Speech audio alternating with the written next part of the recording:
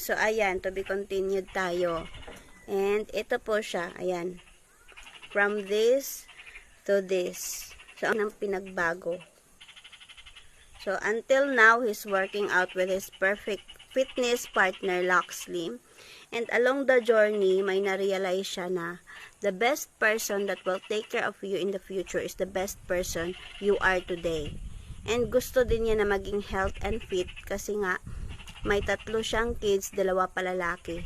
Nang dahil sa Lux Slim, may strength siya, may strength and energy para makipaglaro after the meetings and trainings niya.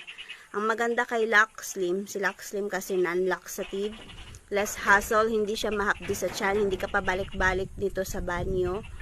It convert your fats into energy, ibig sabihin papawisan ka lang. So, kahit wala kang regular exercise, wala kang proper diet, kay Lux Slim, isapat na.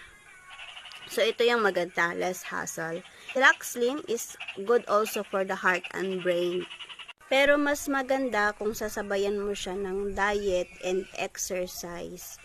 And maganda din to sa mga may PCOS, nakakatulong po to for male infertility din, and sa mga mahilig mag-gym, maganda to kasi pang muscle development.